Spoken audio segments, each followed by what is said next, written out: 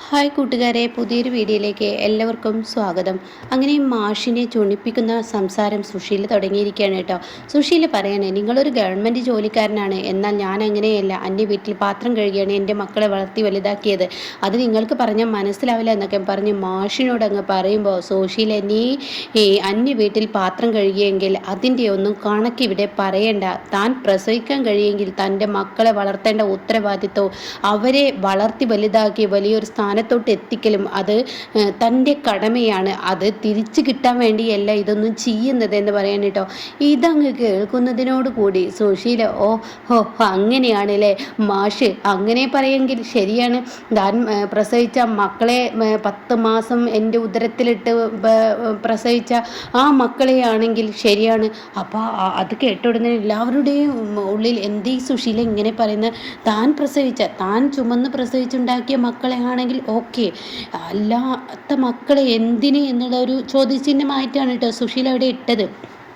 അപ്പോൾ ഈ സമയം മതി സുശീലെ, നീ സംസാരം തുടങ്ങിയിട്ട് നിർത്ത് എന്ന് അവിടെ മാഷും അതുപോലെ തന്നെ മറ്റുള്ളവരും പറയാനായിട്ട്. എന്നാൽ എല്ലാം കേട്ട് രഘു പുറത്ത് നിൽക്കുന്നുണ്ട്. ഇതേ സമയം ഉടൻ തന്നെ പറയാണ്, എൻ്റെ മകൻ എന്ന് പറയുന്ന ഈ ഇന്ദ്രൻ, ഞാൻ എൻ്റെ വായുവും വെള്ളവും ഒക്കെ ഇവന് കൊടുത്ത് ഇവനെ എത്രയോ കഷ്ടപ്പെട്ട് ഞാൻ ഒരുപാട് പ്രാണവേദനയും ഒരുപാട് ത്യാഗങ്ങളും ഇവന് വേണ്ടി ചെയ്ത് ഈ നിലയ്ക്ക് എത്തിച്ചിട്ട് ഇവനിപ്പോൾ ഇന്ന് അമ്മയെ വേണ്ട, ഇവന് അമ്മയെ വേണ്ടാതിരിക്കാൻ കാരണം എന്താണെന്നറിയോ? അനന്തമാഷിൻ്റെ ആ നിൽക്കുന്ന മകളും കൂടി ഇതിനൊരു ഉത്തരവാദിയാണ്. ഇന്നിപ്പോൾ അനന്തമാഷിൻ്റെ മകൾക്ക് അങ്ങനെ ഒരു മകനെ കൊടുക്കാനുള്ള കാരണമാരാണെന്നറിയോ? ഈ സുശീലയാണ്. ഈ സുശീല എത്രയോ കഷ്ടപ്പെട്ടാണ് സുശീല അനന്തമാഷിൻ്റെ മകൾക്ക് അങ്ങനെ ഒരു മകനെ കൊടുത്തത്. എൻ്റെ ചോരയാണ് ആ നിൽക്കുന്നത് എന്നൊക്കെ ഇങ്ങനെ പറയാണ്. അപ്പോൾ ഈ സമയം മാഷിനങ്ങ് ദേഷ്യം പെടുത്തിയിട്ട് മാഷ് പറയണ, സുശീല പറഞ്ഞല്ലോ മതി നിർത്ത് എന്ന്. അത് കേട്ട ഉടനെ തന്നെ നിർത്തില്ല മാഷേ. കാരണം എന്താണെന്നറിയോ? ഒരു വയസ്സിൽ ഇവന് ഒരു ചൊള്ള അതുപോലത്തെ അസുഖം ബാധിച്ചു. ആ വ്രണം ബാധിച്ച് ഇവന് ദേഹമാകെ പൊട്ടിയൊലിച്ച് നിൽക്കുന്ന സമയത്ത് സുശീല ഇവനെ കൈവിട്ടില്ല. സുശീല ഇവനെ കൈവിട്ടാതെ ആ വ്രണമെല്ലാം മാറ്റിയെടുത്ത് ഇവനെ നല്ലൊരു നിലയ്ക്ക് എത്തിച്ചത് എന്ന് ഈ സുശീലയാണ്. അത്രയും വലിയ ത്യാഗമാണ് ഞാൻ ഇവനോട് ചെയ്തത്. ഇവനത് മനസ്സിലാവില്ല. ഏതൊരു പെറ്റമ്മയും ഇതെല്ലാം ചെയ്യുമെന്ന് അനന്തമാഷിന് ഇപ്പോൾ പറയാനുണ്ടാവും. പക്ഷേ സുശീല പ്രസവിച്ച മകനല്ലല്ലോ, അങ്ങനെയുള്ള മകനെ ആണല്ലോ അങ്ങനെയൊക്കെ ചെയ്യേണ്ട ആവശ്യം. അങ്ങനെയുള്ള മകനല്ലാത്ത ഇവനെ ഞാൻ ഇന്ന് നോക്കിയിട്ടുണ്ടെങ്കിൽ ഇവൻ അതിന് എനിക്ക് പ്രത്യുപകാരം ചെയ്തിരിക്കണം എന്ന് പറയും കേട്ടോ. ഇതങ്ങ് കേൾക്കുന്നതിനോട് കൂടി അവിടെ ദേഷ്യം പിടിക്കുകയാണ് ഭാനുമക്ക്. മതി സുശീലെ, ഇന്നൊന്നേലും കാണല് തുടങ്ങിയതല്ല, ഞാൻ നിന്നെ മതി നിർത്തുന്നുണ്ട്. അപ്പോഴേക്കും അനന്തമാഷി ഇരുന്നോടത്ത് എണീറ്റു. ഇന്ദ്രനാണെങ്കിലോ ചുമരിലോട്ട് ഇങ്ങനെ പതിയെ പോയി തുടങ്ങി. ചിരു അതുപോലെ തന്നെ ഭാനുമ്മയും അതുപോലെ തന്നെ അനുപമയും ചേർത്ത് പിടിച്ചിരിക്കുകയാണ്. ഇതേ സമയം രഘു പുറത്തു നിന്ന് ഇതെല്ലാം കേൾക്കുകയാണ്. വിനയം പോലും ഞെട്ടിപ്പോവാണ്. ഈ സമയം ഉടൻ തന്നെ സുശീല പറയാൻ, ഞാൻ പറഞ്ഞത് ശരിയാണ്, ഇവൻ ഞാൻ നൊന്ത് പ്രസവിച്ച മകനല്ല. അങ്ങനെയുള്ള മകന് വേണ്ടിയല്ലേ ത്യാഗങ്ങൾ ചെയ്യേണ്ട ആവശ്യം. എന്നാൽ എടുത്തു വളർത്തിയ മകന് വേണ്ടി ഞാൻ ഈ ത്യാഗങ്ങളെല്ലാം ചെയ്തിട്ട് ഇവനിൽ നിന്ന് എനിക്കൊന്നും കിട്ടില്ലെങ്കിൽ മതി, എല്ലാം പറഞ്ഞേക്കാം എന്ന് പറയട്ടോ. ഇത് കേൾക്കുന്ന ഭാനുമ്മ പറയണേ, മതി സുശീല, നിന്റെ സ്വന്തം വിജയത്തിന് വേണ്ടി നീ വായിൽ തോന്നിയത് വിളിച്ചു പറയരുത് കേട്ടോ. അത് നിനക്ക് നല്ലതിനല്ല. ഇന്നലെ നിന്നെ കാണൽ തുടങ്ങിയതല്ല, ഞാൻ ഒരുപാട് നാളായി നിന്നെ കാണുന്നു. നീ വെറുതെ വായിൽ തോന്നിയ ഓരോ അസഭ്യ വാക്കുകൾ വിളിച്ചു പറയരുത്. ഞാൻ എത്ര ഇവരൊക്കെ കുഞ്ഞാവുമ്പോൾ നിന്റെ വീട്ടിലോട്ട് വരൽ തുടങ്ങിയാണ്. ഭാനുമേ, നിങ്ങൾക്കറിയാത്ത പലതും എനിക്കറിയാം. അപ്പോൾ മാഷാണെങ്കിൽ അവിടെ നിൽക്കാൻ കഴിയുന്നില്ല. തൻ്റെ ചെവിക്കൊക്കെ എന്തോ ഒരു ജാതി ബുദ്ധിമുട്ട്. മാഷിങ്ങനെ പോകുമ്പോൾ മാഷിൻ്റെ നെഞ്ച് വലിയുന്നുണ്ട്, വീഴാനും പോകുന്നുണ്ട്. ആ സമയം ദാസ് പിടിക്കാൻ നോക്കും, വേണ്ടെന്ന് പറഞ്ഞ് തട്ടുന്നു. അങ്ങനെ വീണ്ടും മുന്നോട്ട് കിടക്കുകയാണ്. ഈ സമയം അമ്പിളിയുടെ അരികിലോട്ട് എത്തുന്നുണ്ട് കേട്ടോ. അപ്പോഴേക്കും മഞ്ചാടി അങ്ങോട്ടേക്ക് എത്താണ്. ഈ സമയം ചീരു അച്ഛാ എന്ന് പറഞ്ഞ് അച്ഛൻ്റെ അരികിലോട്ട് ഓടി എത്താണ്. അപ്പോൾ ഈ സമയം മാഷ് കേൾക്കണം മാഷേ, ഇവൻ എൻ്റെ മകനല്ല, ഞാൻ പ്രസവിച്ച മകനല്ല, ഞാൻ പ്രസവിച്ച മകനാണെങ്കിൽ മാത്രം പോരെ എനിക്കിത്ര കഷ്ടപ്പെടേണ്ട ആവശ്യം? എന്നിട്ടും ഞാൻ ഇവന് വേണ്ടി കഷ്ടപ്പെട്ടിട്ട് ഇവൻ എന്നോട് കാണിക്കുന്നത് എന്ത് എന്ന് പറയുന്നു കേട്ടോ.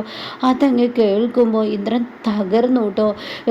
ഇന്ദ്രൻ ശരിക്ക് തകർന്നു. അപ്പോൾ ഭാനുമ പറയുന്നത്, സുശീല നീ വായത് നിങ്ങൾക്കറിയാത്ത പല ചരിത്രങ്ങളും ഈ സുശീലയുടെ ജീവിതത്തിലുണ്ട്, അത് നിങ്ങൾക്കറിയില്ല എന്ന് പറഞ്ഞിട്ട് സുശീല അങ്ങ് വല്ല ഇളക്കമിളകിയതുപോലെ ഭാനുമയുടെ നേർക്ക് ഒച്ചയിടുമ്പോൾ എല്ലാവരും ആകെ എന്താ പറയേണ്ടതെന്നറിയില്ല. അത്രയും നിശബ്ദമാകുകയാണ്. ഒരു ഷോക്ക് അടിച്ചതുപോലെ എല്ലാവരും ഒരു മരവിപ്പോട് കൂടി നിൽക്കുകയാണ്. ഇതും പറഞ്ഞിട്ട് സുശീല അവിടെ നിന്നും പോകുമ്പോൾ രഘുവിന് പോലും ഒന്നും മിണ്ടാൻ കഴിയില്ല കേട്ടോ. രഘു പോലും സുശീലയെ ഒരു തരം മരവിപ്പോട് കൂടി നോക്കി നിൽക്കുകയാണ് കേട്ടോ. ഇതേ സമയം ഇന്ദ്രനെ എല്ലാവരും ഇങ്ങനെ താങ്ങി പിടിക്കുകയാണ്. അപ്പോഴേക്കും മാഷ് തൻ്റെ മക്കളോടൊക്കെ തൻ്റെ കൈവിടാൻ പറയുകയാണ്. പിന്നീട് മാഷ് പതിയെ അങ്ങ് ഉമ്മറത്തോട്ട് നടന്നു പോവാണ്. എന്നാൽ ഈ സമയം ഇപ്പുറത്താണെങ്കിലോ ഇന്ദ്രൻ അവിടെ നിൽക്കാൻ കഴിയുന്നില്ല. ഇന്ദ്രനാണെങ്കിലോ അനുപമയുടെ കൈയൊക്കെ തട്ടി മാറ്റി ഇന്ദ്രനോ അങ്ങ് ഉള്ളിലോട്ട് മുറ്റത്തോട്ട് കയറി വരികയാണ്. എന്നിട്ട് ആ സിറ്റ് ഔട്ടിൽ ഇങ്ങനെ ഇരിക്കുകയാണ്. തൻ്റെ തല മുഴുവൻ കറങ്ങുന്നത് പോലെ മൊത്തം ബ്ലാങ്കായിരിക്കുകയാണ്. ഈ സമയം തൻ്റെ അമ്മ പറഞ്ഞ വാക്ക് വിജയത്തിന് വേണ്ടിയാണോ എന്ന് പോലും അറിയാതെ ഇങ്ങനെ നിൽക്കണം കേട്ടോ. ഇതേ സമയം മറ്റുള്ളവരൊക്കെ അത് പറയുന്നുണ്ട്, വിജയത്തിന് വേണ്ടിയായിരിക്കും എന്നൊക്കെ പറയുന്നുണ്ട് കേട്ടോ. ഈ സമയം ചിരുവിൻ്റെ കുഞ്ഞ് പിടഞ്ഞ് കരയുകയാണ്. അപ്പോൾ ചിരു ഓടിച്ചെല്ലാണ്. അപ്പോഴേക്കും ചിരു അവയെ കരയണ്ടടാ, നിൻ്റെ അച്ഛൻ ആ സ്ത്രീയെ കൊണ്ടുവന്നിട്ട് ഇന്ന് നിൻ്റെ ഈ നല്ലൊരു ദിവസം അങ്ങ് കൊളാക്കി. നിൻ്റെ അച്ഛൻ അറിയില്ലല്ലോ, ഇനി നിന്നെ കാണാനെന്ന് പറഞ്ഞ് അയാൾ ഈ വീട്ടിലോട്ട് വരട്ടെ, അയാൾക്ക് ഞാൻ വെച്ചിട്ടുണ്ട് എന്ന് പറഞ്ഞിട്ട് കഥ കടക്കുന്നു, ഡോർ കുറ്റിയിടുന്നു കേട്ടോ. പിന്നീട് കാണിക്കുന്നത് ദേഷ്യത്തോടു കൂടി പോകുന്ന സുശീലയാണ്. ഒരു ലെവലില്ലാതെ സുശീല സ്പീഡിൽ നടക്കുമ്പോൾ വിനയൻ വേഗം വണ്ടി കൊടുന്ന് സുശീലയുടെ മുന്നിലോട്ട് ഇടുകയാണ് കേട്ടോ. അപ്പോൾ ആൻറ്റി എന്ത് പണിയാണ് കാണിച്ചത്? ആൻറ്റി എങ്ങോട്ടാ? ഞാൻ പോട്ടെ, ഞാൻ എൻ്റെ വഴിക്ക് പോട്ടെ. ആൻറ്റി എങ്ങോട്ടാണെങ്കിലും എൻ്റെ കാറിലോട്ട് കയറും, ഞാൻ ചെയ്തു തരാം. വേണ്ട, നിൻ്റെ അമ്മയുടെയും അമ്മാവിൻ്റെയും ചോദ്യങ്ങൾക്ക് മറുപടി പറയാൻ എനിക്കത് ബുദ്ധിമുട്ടാണ്, അതുകൊണ്ട് ഞാൻ പോട്ടെ. അങ്ങനെ പറയില്ല ആൻറ്റി എൻ്റെ വണ്ടിയിലോട്ട് കയറ്. ആൻറ്റി ഇപ്പോൾ എന്ത് സത്യമാണ് ഇതിവിടെ പറഞ്ഞത്? എന്നാലും ആൻറ്റി വിജയത്തിന് വേണ്ടി സ്വന്തം മകനെ തള്ളിപ്പറയുന്നത്, അത് ഞാൻ പോലും അകത്തരിച്ചു പോയി. ഇത് എന്ത് പ്രവൃത്തിയാണ് ആൻറ്റി ചെയ്തത് എന്നങ്ങ് പറയുമ്പോൾ, ഞാൻ എൻ്റെ സ്വന്തം വിജയത്തിന് വേണ്ടിയല്ല അത് പറഞ്ഞത്, അത് ഉള്ള സത്യമാണ്. ഇത് കേൾക്കുന്ന വിനയം പറയും, ഇങ്ങനെയൊരു സത്യമുണ്ടോ? എന്നിട്ട് ആൻറ്റി എന്താ എന്നോട് ഇതുവരെ തുറന്ന് പറയാഞ്ഞത്? ഇതിനെക്കുറിച്ച് എനിക്കറിയണമെന്ന് ആഗ്രഹമുണ്ട്. ആൻറ്റി കയറി. എന്തായാലും പഞ്ചരത്നത്തിലെ ഓരോരുത്തരുടെയും ഷോക്ക് മാറി അവർ മുന്നോട്ട് കടന്നു വരുന്നതിന് മുന്നേ പെട്ടെന്ന് ആൻറ്റി വണ്ടിയിലോട്ട് കയറിക്കോ. അത് കേൾക്കുന്ന സുശീലയ്ക്ക് പേടിയാവണം കേട്ടോ. അതുകൊണ്ട് പെട്ടെന്ന് പോവാൻ നോക്ക്. അപ്പോൾ സുശീല പറയുന്നുണ്ട്, എൻ്റെ മകനോട് ഞാൻ എല്ലാം തുറന്നു പറഞ്ഞു എന്നുള്ളത് സത്യം തന്നെയാണ്. പക്ഷേ ഇന്ദ്രൻ എൻ്റെ മുന്നിലോട്ട് വന്നാൽ എനിക്കവനെ നോക്കാൻ ബുദ്ധിമുട്ടുണ്ട്. അവൻ എന്നോട് ചെയ്ത ക്രൂരതക്കുള്ള ശിക്ഷയാണ് ഞാൻ അവന് കൊടുത്തതെന്ന് പറയുന്നുണ്ട് കേട്ടോ. ഈ സമയം ചീരുവാണെങ്കിൽ തൻ്റെ കുഞ്ഞിനോട് പറയണേ, നിൻ്റെ അച്ഛൻ ഇങ്ങനെ ഇങ്ങോട്ട് വരട്ടെ. എന്നാലും സ്വന്തം അമ്മ ഇങ്ങനെ ഒരു മകനെ തള്ളിപ്പറയുമോ? തള്ളിപ്പറയും, അവർക്ക് അതിനും കഴിയുന്ന സ്ത്രീയാണല്ലോ അവർ, വൃത്തികെട്ട സ്ത്രീ എന്നൊക്കെ ഇങ്ങനെ പറയുന്നുണ്ട് കേട്ടോ. ആ സമയം കഥകിൽ വന്ന് മഞ്ചാടി തട്ടുകയാണ്. അങ്ങനെ ഓടി വന്ന് മഞ്ചാടി ആണെന്ന് കാണുമ്പോൾ ചിരി തുറക്കാണ്. അത് എന്തായി അവിടുത്തെ അവസ്ഥ എന്ന് ചോദിക്കുമ്പോൾ എല്ലാവരും പോയി, ഈ വീട് ശൂന്യമായി. അച്ഛൻ്റെ അവസ്ഥ എന്താണ്? രഘുവേട്ടനൊക്കെ ഉണ്ടോ? അച്ഛൻ്റെ അരികിൽ രഘുവേട്ടനില്ല. രഘുവേട്ടൻ കയറി വന്നില്ല, ഈ വഴക്കിനിടയിൽ ഇല്ല. രഘുവേട്ടൻ അവിടെ തന്നെ നിന്നു. കാരണം രഘുവേട്ടൻ ഒരുപക്ഷെ ഈ വീടിനുള്ളിലോട്ട് കയറിക്കഴിഞ്ഞാൽ അമ്പിളി ചേച്ചി ആണെങ്കിൽ ഇറക്കി വിട്ടാൽ എന്ത് ചെയ്യും? അത് വിചാരിച്ച് രഘുവേട്ടൻ വന്നില്ല. രഘുവേട്ടൻ പുറത്ത് തന്നെ നിന്നു. എന്നിട്ട് ദാസങ്ങളൊക്കെ ഉണ്ടെന്ന് പറയണ കേട്ടോ. എന്നാലും എൻ്റെ ചേരി ചേച്ചി അവർ പറഞ്ഞ ആ വാക്കുകൾ എൻ്റെ മനസ്സിൽ തട്ടി. അവർ വിജയത്തിന് വേണ്ടിയാണോ അത് ഒരുപക്ഷെ പറഞ്ഞിട്ടുണ്ടാവുക?